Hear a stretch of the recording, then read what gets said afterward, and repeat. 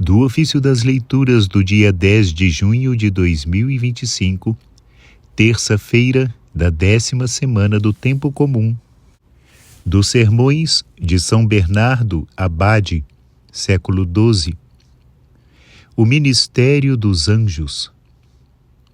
Diz o profeta, falando ao Pai a respeito do Filho: fizeste-o um pouco inferior aos anjos.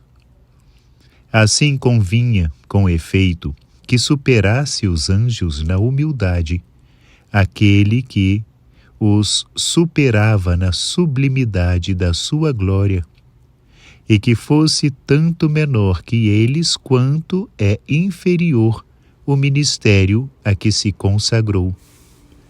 E, no entanto, ele é tanto superior aos anjos, quanto mais excelso que o deles é o nome que recebeu em herança.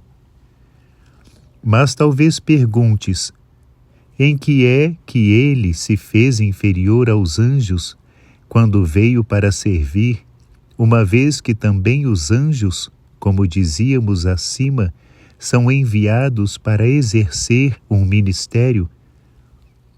É que ele não só serviu, mas também foi servido, e era o mesmo aquele que servia e era servido.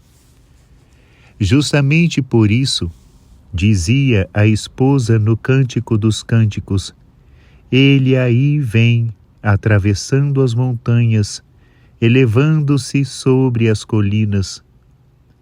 Quando serve, ele atravessa por entre os anjos, mas quando é servido, eleva-se muito acima deles. Os anjos servem, mas do que não lhes pertence. Oferecem a Deus as boas obras, não suas, mas nossas, e trazem-nos a graça, não sua, mas de Deus. Por isso, quando a Escritura diz que o fumo dos aromas subia das mãos do anjo à presença de Deus, teve o cuidado de advertir anteriormente que lhe tinham sido dados muitos aromas. São os nossos suores e não os seus, as nossas lágrimas e não as suas, que eles oferecem a Deus, e os dons que nos trazem também não são seus, mas de Deus. Não é assim aquele servo, mais sublime que todos os outros, mas também mais humilde que todos. Ofereceu-se a si mesmo como sacrifício de louvor, ofereceu ao Pai a sua vida e nos dá ainda hoje a sua carne. Não admira, portanto, que, por causa de tão glorioso servo, os santos anjos se dignem, ou melhor, queiram, da melhor vontade, assistir-nos. Eles amam-nos porque Cristo nos amou.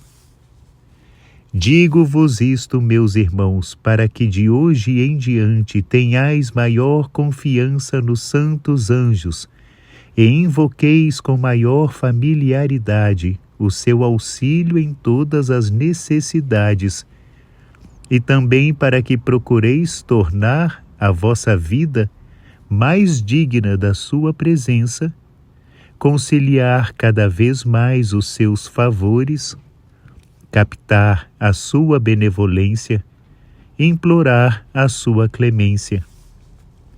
Sendo assim, pensai bem quanta solicitude devemos ter também nós, irmãos caríssimos, para nos tornarmos dignos da sua companhia, para vivermos na presença dos anjos, de modo a não ofendermos nunca a santidade do seu olhar.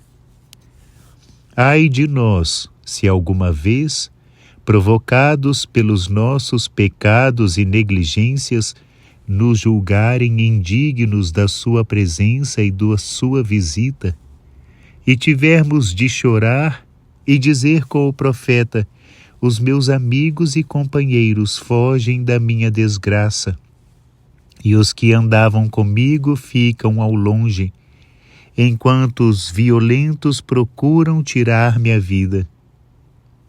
Porque então teríamos realmente afastado de nós aqueles que, com a sua presença, podiam amparar-nos e repelir o inimigo. Por isso, se nos é tão necessária a companhia familiar que se dignam ter conosco os anjos, evitemos com todo o cuidado ofendê-los e exercitemo-nos com generosidade nas obras que sabemos serem do seu agrado. Há de fato muitas coisas que lhes agrada e deleita encontrar em nós: sobriedade, castidade, pobreza voluntária, frequentes gemidos e súplicas ao céu, orações com lágrimas e de coração atento. Mas o que acima de tudo exigem de nós os anjos da paz é a união e a paz. Será porventura estranho que eles ponham as suas delícias principalmente nestas virtudes que reproduzem uma certa imagem da sua cidade e que lhes permitem admirar uma nova Jerusalém na terra? Digo-vos, portanto, que assim como aquela cidade santa forma tão belo conjunto pela sua perfeita unidade, assim também nós devemos manter a unidade de sentimentos e doutrina, afastando do meio de nós toda a espécie de cisma, para formarmos todos um só corpo em Cristo.